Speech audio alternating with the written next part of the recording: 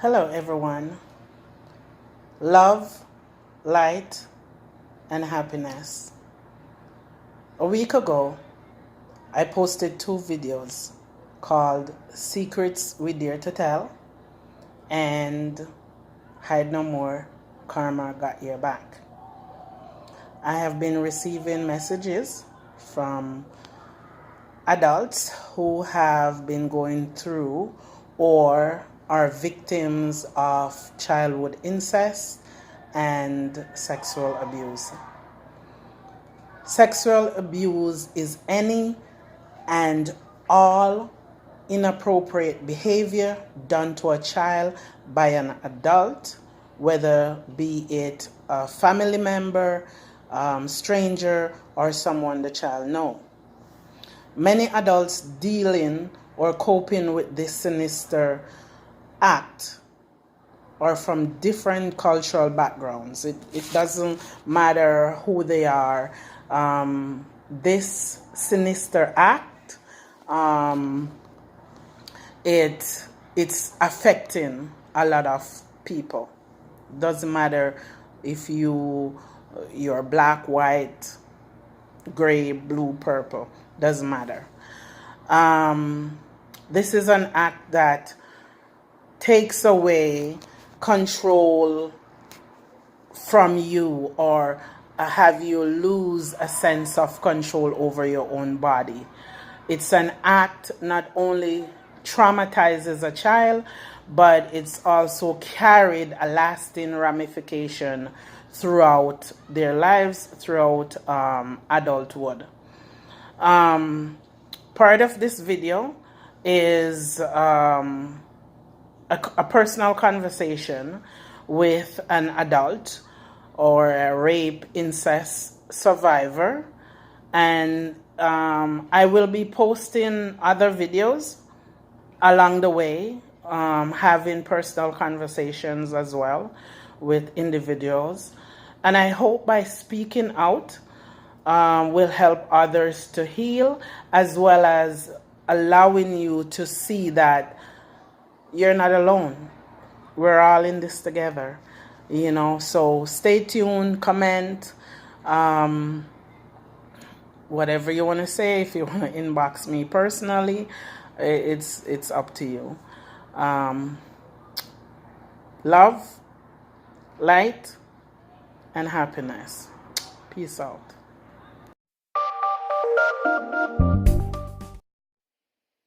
I was a young 4-year-old child, having fun with her friends and her sisters and cousins, enjoying the hot Caribbean sun, eating luscious fruit, just enjoying, to me, what was a normal childhood. And then one day, suddenly, it all changed. I can't remember if the first time was when I went to the toilet or in my bed when everyone was sleeping. All I know was I felt this hand between my legs. And all of a sudden, the hand started to move. I had no idea what was happening. And then when he was finished, he gave me 5 cents and told me not to say anything. Okay, done. What was I going to say? Back in those days, a child couldn't even use the word period. We were so backwards that we used the word full stop when we were writing a sentence instead of the word period, because period was what the blood flow from a female was. So we couldn't use it. It was inappropriate language. Okay, I get it.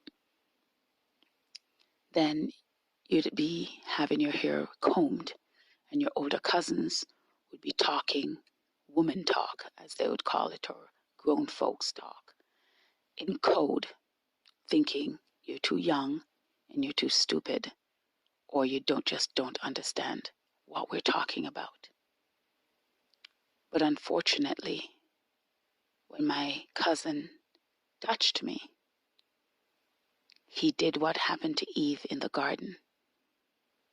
My innocence was gone. My eyes were opened to a new world, a fearful world, a world of, I'm too scared to go to the bathroom. I'm too scared to go to sleep. I'm too scared to be in the bushes picking fruit. I'm too scared to walk just in case I can't walk through the shortcut path through the trees. All of that. Now I'm watching. I'm lurking. I'm looking. Is he lurking behind the bushes? Because that's what he does. He didn't work. He was illiterate. He was lazy. Handsome, but until he smiles, then he had nothing but rotten teeth in his mouth. He smoked. And so all I can remember is the smell of his breath, cement and cigarette, the worst kind of smell. This continued for years until I was 10 years old. Oh, and that's not all. Now, I would be told, because now I'm 6 years old, I'm 8 years old, I'm told, run up the street to Miss So-and-so's house and ask for such and such. Now, Miss So-and-so had 2 sons and a daughter. Daughter, I think, was about my age, maybe a year or 2 older. But when you're that young, your perspective and your ideas of age was a little bit messed up. If somebody was the same height, you assumed you were the same age. Went to go get what I was told to go borrow from the household, only to find them in the midst of a domino game. And it's, oh, come and sit beside me. You'll bring me good luck. Oops, there is the hand again. Down my underwear. Now what do? I simply stood there, scared. And when I moved away, because he was now finished molesting me, fondling me, I went and sat down, because they told me they're going to be a while just to wait. Now I'm a child, you don't talk back to adults. Adults to me was anybody taller than me, anybody whose voice sounded like they had authority. And as a child, you do as you're told. Speak when you're spoken to, answer when you're called. You don't backtalk. So now I'm sitting there on a chair. Then a foot, yes, you heard me, a foot, spread my legs and started rubbing on my private part. Now I'm a tiny child. I'm maybe 6, maybe 7 years old. I'm small, very petite in stature and in body. And there's this foot rubbing on my little girl flower. Then I finally got what I came for. I don't even remember what it was that I went to get. Maybe some flour, maybe some oil. But when the other one finally took me to the kitchen to go get what I needed, it wasn't enough to just touch me. Now he needed to place my body on him and was moving me around as I felt his body changed. I'm scared. I'm told to be quiet. The tears are coming. Now what do? I got what I got. Then now I get home. I'm in trouble because I took too long. And then when I tried to explain, they were playing a game and I had to wait. The answer wasn't good enough. I was beaten and told, when I send you somewhere, you go and you come back. You don't skylark. Maybe, I don't even know what that word means. Back in my day, it meant you don't play around. In their minds, I got distracted and I was playing. Oh, if only that was the truth. So I kept it in. Now, one day, I got fed up. I was probably at this point maybe 8 years old. And I said, Stop bothering me. Why don't you go bother my sister? Everybody loves her. What you have to understand is, up until everything started, my mom lived with us. She took care of the household. She worked a little bit. We were going to school. Back then, everybody lived together. A 2-bedroom house with a living room, veranda, huge property, probably 2 or 3 acres at least. Lots of fruit trees. It's what most people would call a paradise. My mom would come home from work only to hear complaints from myself and my siblings' behavior. And then she would beat us. Keep in mind, I already got a beating because I misbehaved, talked back, did something. As time moved on, the beatings got worse. Okay. Now the grandmother dies. And my mom is gone. As a child, you're not told anything. Mom went on holidays, whatever that meant. She went to foreign. She came to Canada. I never saw her again for 4 years. The abuse got worse. Granny wasn't there to protect us. Some of the cousins moved back to live with other family members. So now it was a smorgasbord of molested children that's left. Who are you going to go tell? The teenagers that lived in the house? One of them who already had a baby? Not much older than me, maybe 5 or 6 years older, but already with child. So now you think, okay, they're going to notice things. My mom didn't notice, but they definitely will. They're grown. I didn't know what grown meant. I just know they had grown-up conversations. So when he got the permission to molest my sister, I felt guilty. Now you have to understand, back in those days, there weren't pull-ups for diapers. Kids peed their beds. Children slept together. Multiple children slept together in the same bed. A child was not safe as long as there was a male in the house. And in other cases, not in mine, thank God, females. It doesn't matter where we went or whose house we were told to go borrow some oil from this person down the street or up the hill. It's as if the word spread and everybody now had an opportunity. In total, I can remember being molested for those last 2 years after my mother left by at least 4 people, including my cousin, on and off for the entire time. But one day something cracked in me and something said, enough. I had to protect my sister. She's 6 years old. And so I told. And when I told, oh Lord have mercy, the beating I got for lying, the beating I got for saying such disgusting things. And I thought, all right. I didn't even say it happened to me. I said, this is what happened to my sister. I told a family member who came to visit. And she checked. And they're like, no. She pees the bed. So she's just chafed.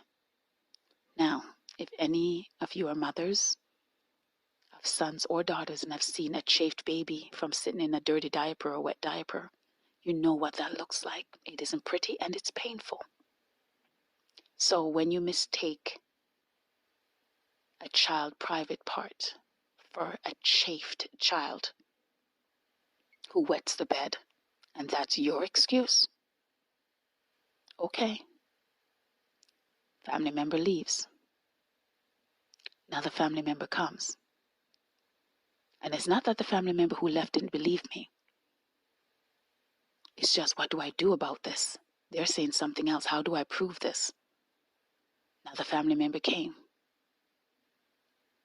Conversation was happening out of my earshot. But thank God for two special women in my life who believed me.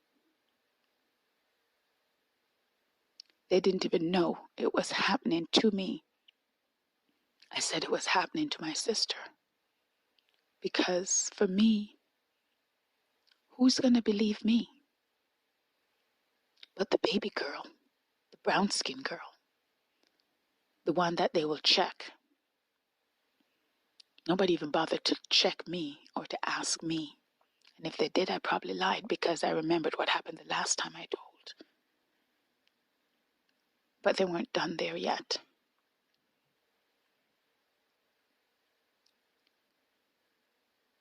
We had to leave, literally with what was on our backs and maybe a suitcase of clothes.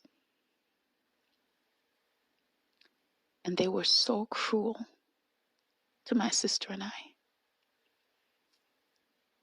Imagine growing up in a household where you think you're safe and it is your home.